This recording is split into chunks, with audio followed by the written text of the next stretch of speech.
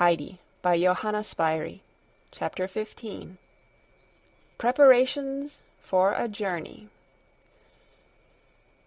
The kind doctor, who had given the order that Heidi was to be sent home, was walking along one of the broad streets towards Herr Sesamann's house. It was a sunny September morning, so full of light and sweetness that it seemed as if everybody must rejoice. But the doctor walked with his eyes fastened to the ground, and did not once lift them to the blue sky above him. There was an expression of sadness on his face, formerly so cheerful, and his hair had grown grayer since the spring.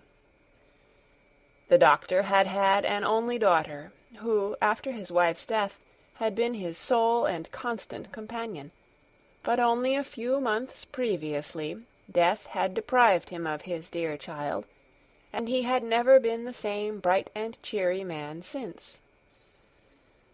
Sebastian opened the door to him, greeting him with every mark of respectful civility, for the doctor was not only the most cherished friend of the master and his daughter, but had by his kindness won the hearts of the whole household. "Everything as usual, Sebastian?" asked the doctor in his pleasant voice, as he preceded Sebastian up the stairs. "I am glad you have come, doctor," exclaimed Herr Sesamann, as the latter entered. "We must really have another talk over this Swiss journey.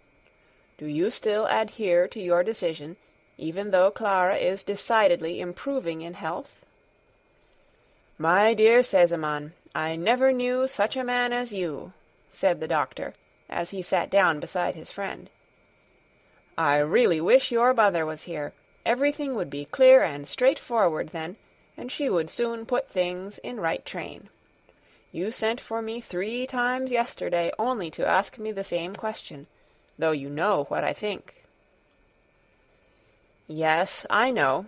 It's enough to make you out of patience with me, but you must understand, dear friend," and Herr Sesamann laid his hand imploringly on the doctor's shoulder, "that I feel I have not the courage to refuse the child what I have been promising her all along, and for months now she has been living on the thought of it day and night.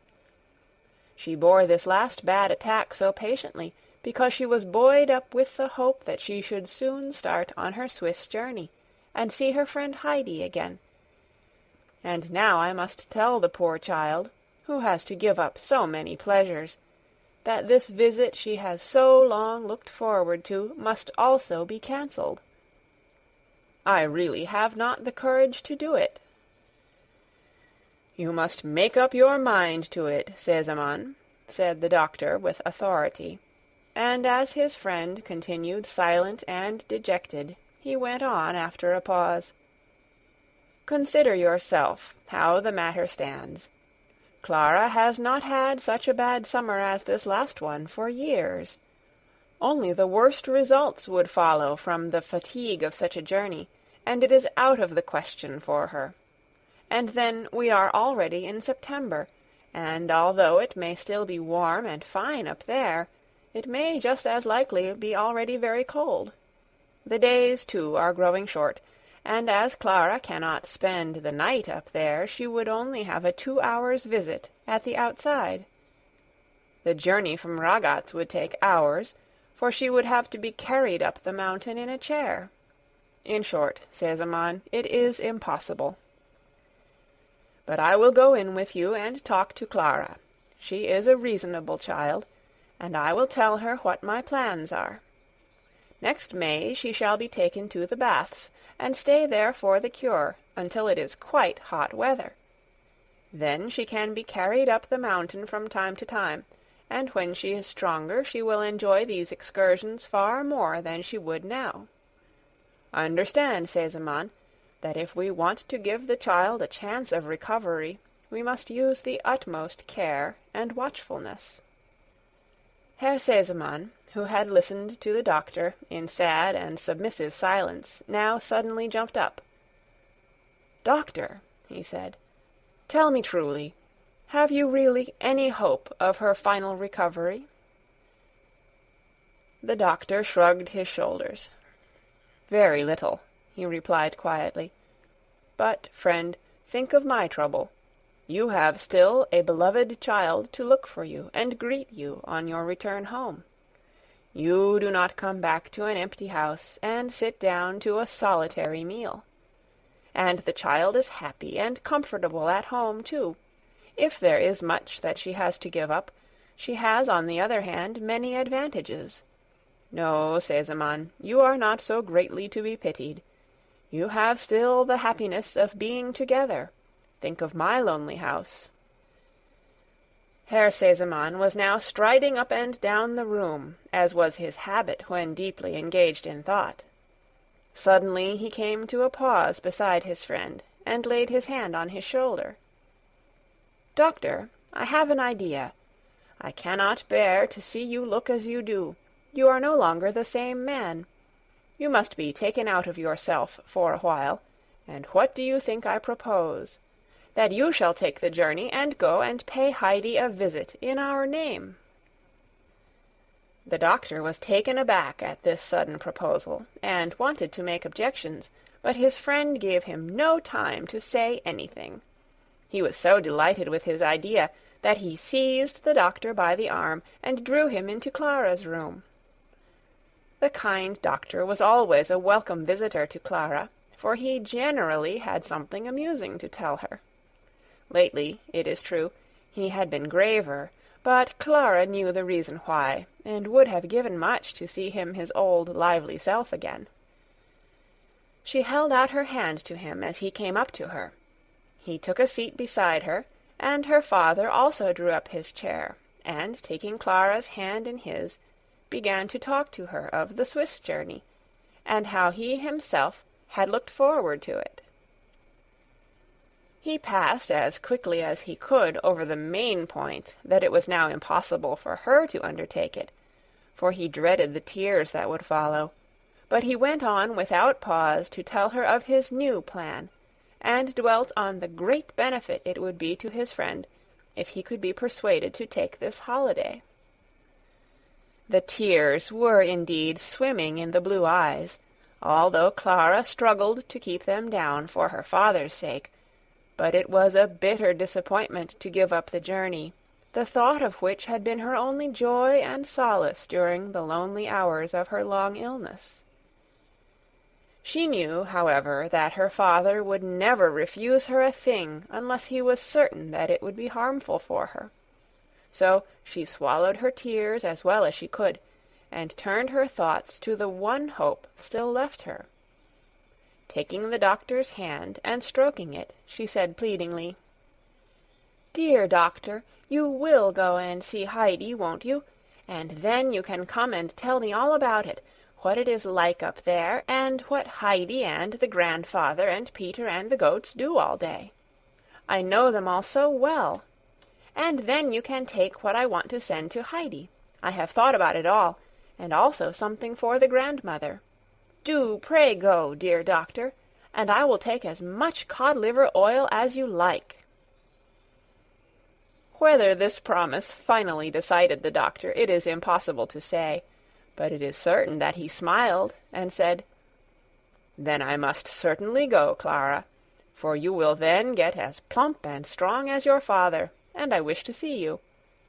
And have you decided when I am to start?" "Tomorrow morning, early if possible," replied Clara. "Yes, she is right," put in Herr Sesamon. "The sun is shining and the sky is blue, and there is no time to be lost. It is a pity to miss a single one of these days on the mountain." The doctor could not help laughing. "You will be reproaching me next for not being there already. Well, I must go and make arrangements for getting off." But Clara would not let him go until she had given him endless messages for Heidi, and had explained all he was to look at, so as to give her an exact description on his return. Her presents she would send round later, as Fräulein Rottenmeier must first help her to pack them up. At that moment she was out on one of her excursions into the town, which always kept her engaged for some time. The doctor promised to obey Clara's directions in every particular. He would start some time during the following day, if not the first thing in the morning, and would bring back a faithful account of his experiences, and of all he saw and heard. The servants of a household have a curious faculty of divining what is going on before they are actually told about anything. Sebastian and Tinette must have possessed this faculty in a high degree, for even as the doctor was going downstairs, Tinette, who had been rung for, entered Clara's room. "Take that box and bring it back filled with the soft cakes which we have with coffee," said Clara, pointing to a box which had been brought long before in preparation for this. Tinette took it up and carried it out, dangling it contemptuously in her hand. "Hardly worth the trouble, I should have thought," she said pertly, as she left the room. As Sebastian opened the door for the doctor, he said with a bow, "Will the Herr Doctor be so kind as to give the little miss my greetings?" "I see," said the doctor. "You know then already that I am off on a journey." Sebastian hesitated, and gave an awkward little cough. I hardly know myself. Oh, yes, I remember. I happened to pass through the dining-room, and caught little Miss's name, and I put two and two together, so I thought—" I see, smiled the doctor. "One can find out a great many things by thinking. Good-bye till I see you again, Sebastian. I will be sure and give your message." The doctor was hastening off when he met with a sudden obstacle. The violent wind had prevented Fräulein Rottenmeier prosecuting her walk any farther, and she was just returning, and had reached the door as he was coming out. The white shawl she wore was so blown out by the wind that she looked like a ship in full sail. The doctor drew back, but Fräulein Rottenmeier had always evinced peculiar appreciation and respect for this man, and she also drew back with exaggerated politeness to let him pass. The two stood for a few seconds, each anxious to make way for the other. But a sudden gust of wind sent Fräulein Rottenmeier flying with all her sails almost into the doctor's arms, and she had to pause and recover herself before she could shake hands with the doctor with becoming decorum. She was put out at having been forced to enter in so undignified a manner, but the doctor had a way of smoothing people's ruffled feathers, and she was soon listening with her usual composure while he informed her of his intended journey, begging her in his most conciliatory voice to pack up the parcels for Heidi as she alone knew how to pack. And then he took his leave. Clara quite expected to have a long tussle with Fräulein Rottenmeier before she would get the latter to consent to sending all the things that she had collected as presents for Heidi. But this time she was mistaken, for Fräulein Rottenmeier was in a more than usually good temper. She cleared the large table so that all the things for Heidi could be spread out upon it, and packed under Clara's own eyes.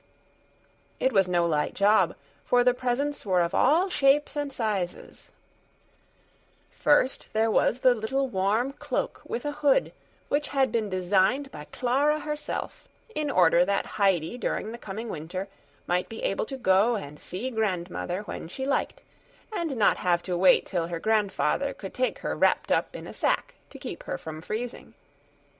Then came a thick warm shawl for the grandmother, in which she could wrap herself well up, and not feel the cold when the wind came sweeping in such terrible gusts round the house. The next object was the large box full of cakes. These were also for the grandmother, that she might have something to eat with her coffee besides bread. An immense sausage was the next article.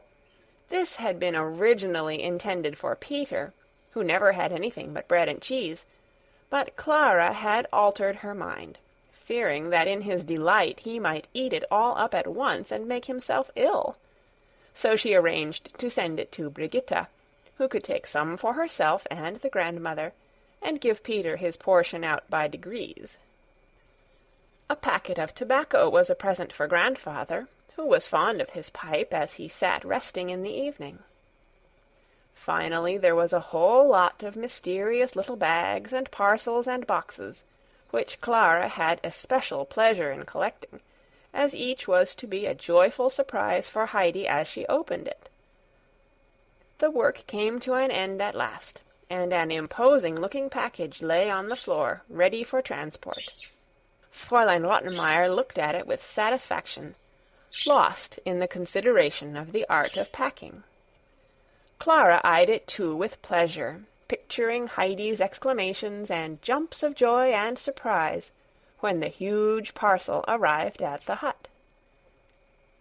And now Sebastian came in, and lifting the package onto his shoulder, carried it off to be forwarded at once to the doctor's house.